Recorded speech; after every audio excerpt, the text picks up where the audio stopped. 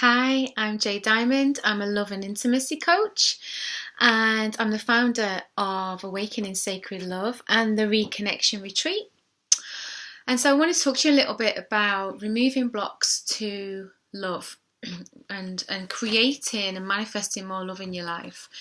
One of the things that we do on the Reconnection Retreat is have a look at where are we blocking success in our life, and we focus on the things that we love. It might be that the love in your life at that time might be the career that you're really focused on.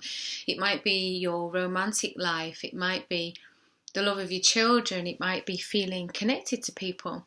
But generally, where you're not manifesting your heart's true desires because there's something in the way, a blockage, a self-sabotage that, although it's stopping you manifesting your desires in a way, it helps to keep you safe. And so when we do this work together as a group, it's very powerful when we get a group of women together because we often have shared experiences. So even though my situation might not be exactly the same as yours, there's often themes that are very similar. So we've had before women who are trying to create more money in their career, trying to create more satisfaction in their career, and they're finding that they're not manifesting the money that they want. And what's been uncovered on the retreat through the process that we do is that they were afraid of replicating their parents' relationship where one parent had no money and had the career that they wanted, but the other parent had to take all the responsibility, as in the weight of the family. And so there was always this kind of discrepancy in one of our participants' lives, that either she could have kind of the carefree joy of the work that she wanted to do, or she could have the money. And she would always have to flip-flop either between the two and wasn't able to bring these things together because of this sabotaging block. With another one of our participants, she'd been experiencing, she'd just come through, it was just at this kind of tail end of treatment for breast cancer. And, she found that she was able to release a lot of resentment and sadness about her father. And off the back of that, she created an amazing relationship. We've had participants who couldn't sleep properly through the anxiety that they were feeling about being successful, the need to be successful, and what that meant. What it means to, always be ahead, what it means to always kind of have that competitive edge because she didn't feel good enough as she was. And so what happens is when we're able to clear these blocks, then more love can flow. When one of our women really got challenged around what she was capable of, when she really got challenged around her story, she had an inner story that she wasn't attractive, that she wasn't good enough, that she'd never find love again, that a man didn't want this, 50-year-old woman's body, which is a lie.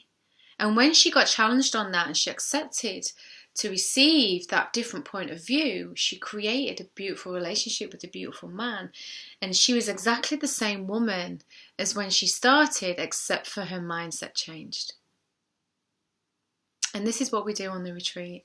And this is what I do in my one-to-one work, in the coaching, in a very deep way. In my one-day workshops, we have a look at where am I holding myself away from love? Because although it looks like it's out there, these people say that, the dating scene's like this, the career field is like this.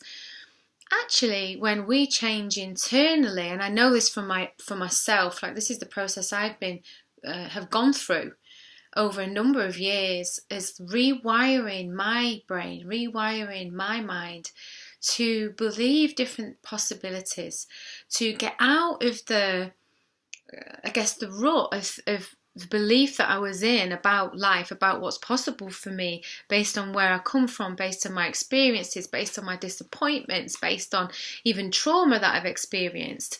And to actually open my mind and realise that that's not the whole story, it's just the story that I've had. And when I can shift and dare to change that story, my whole life changed. And so that's why I'm really passionate about bringing this work to women on the retreat, and to get them to really have challenge the story that they're holding about themselves. And so this is what my challenge is for you today, to have a look at what's the story that you've been carrying so far. What's the story that you carry about loving your life? What's the story that you carry about family, or how attractive you are? Because, and you've probably experienced this as well, maybe you've had a friend who you can see how beautiful she is, you can see what an amazing heart she has, you can see, wow, how anybody would be lucky to have her, but she doesn't see it for herself. And how sad it is. And maybe you've even got a daughter like that is always down on herself, that's always picking herself to pieces, that always thinks she's not good enough. And how sad it makes you in your heart when you see that. So apply that to yourself, because there's going to be women around you that see you exactly for everything you have to offer. And it's like there's a piece of us that doesn't want to accept it. We don't want to accept our greatness. In fact, some of us are more afraid of success than we are of failure. And very few people will accept that, or even can't really see it until you dig a little bit deeper and you think, well, how would my life change if I were to become successful? What might I lose? Who might I lose? How would things be different? Would I still be able to relate to people? Would people still be able to relate to me? Would my family be angry with me or resent me? And when we can when we get past these limiting stories and we create the story that people celebrate our greatness, we allow ourselves to step into our own greatness. I was speaking to one of our past participants this week, and her ability to ask for what she wants, money-wise, and negotiate money in her business as a consultant is awesome. It's awesome. And she's a young woman, and she has this kind of confidence in herself about what she does and how she does it, and she's able to step into it. And so again, this is why it's great when we co-create with other women on this retreat, because so many of us can learn from that, and maybe there's another woman who can say, hey, like, this is what I'm doing in my life, and let me teach you, let me show you, let me share with you. It's about collaboration, how we learn from each other. And as we go into these processes every morning, and this bit where we really challenge our story and where we really go deeper into what's sabotaging us, we usually do around about the middle of the week.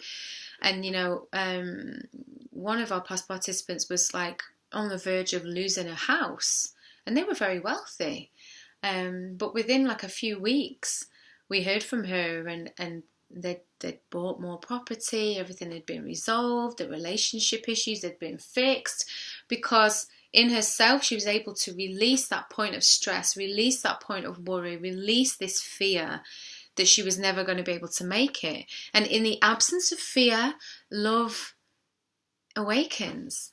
We awaken that sacred love, and love is what brings us forward in all ways, and so when I was working with someone this week, the big theme of that healing was this or something better, like, let love carry me.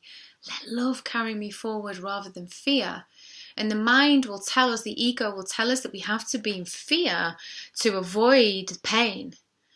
But the reality is we actually move forward much quicker and in a much more graceful way when we let love carry us, when we follow the thread of love. But first we have to let go of the fear. And when we let go of the fear, then we can be led by love. It's like the universe is always trying to bring us to our desires. I really want you to know that. What you seek is seeking you, as Rumi said, and all that's in the way is us. It's our belief system.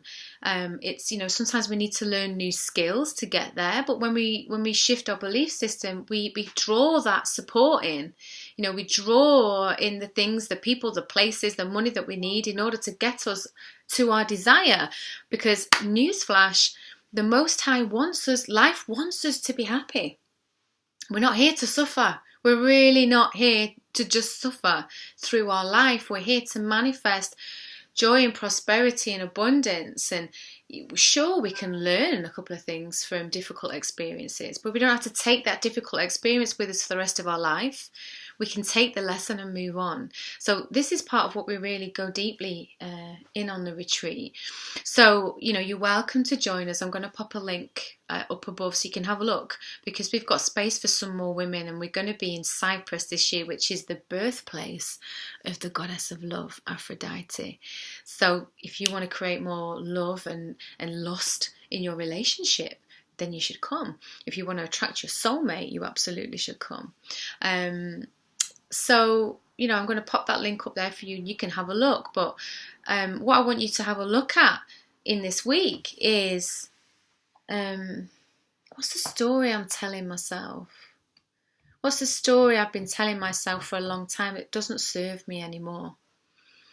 And what's a different story I can tell, a more empowering story?